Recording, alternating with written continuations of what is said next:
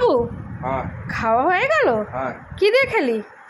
মাছ দিয়ে। শুধু মাছ রান্না হয়েছে আজকে? না না, তাহলে কি রান্না হয়েছে? এই তো বেগুন আর নিম। নিম বেগুন ভাজা, পাট শাক রসুন ফসুন দিয়ে।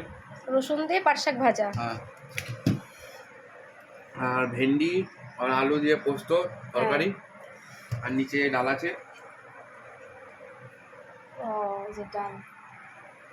আর আর এই যে কাতলা মাছ আর বাটা মাছ। কাতলা মাছ, কাতলা মাছ, বাটা মাছ, আলু আর পটল, পটল দিয়ে আলু দিয়ে ঝোল। আলু দিয়ে পাতলা করে ঝোল, আর ওই যে ভাত। এই ছিল আজকের মেনু। আর তুই খাইলি কি দিয়া?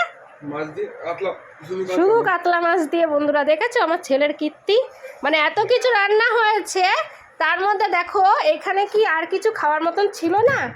এই যে পাট শাক কি তোমরা খাও না বলো তো? এই যে ভেন্ডি আলু পোস্ত কি খায় না কেউ? আমার ছেলে খায় না, আমার ছেলে এতটাই।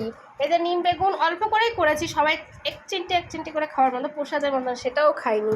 এই হচ্ছে আমার ছোট ছেলে, মানে কাতলা মাছ হলো আর ওর কিছু দরকার নেই। আজকে পটল দিয়ে আলু দিয়ে আর বাটা দিয়ে, বড়ো ছেলে আবার বাটা মাছটা খুব পছন্দ করছে এখন, এই জন্য বাটা মাছ দিয়ে কাতলা দিয়ে একসঙ্গেই করেছি। পদটা অনেকটা বেশি হয়ে গেছে বলে আলাদা করে করলাম না।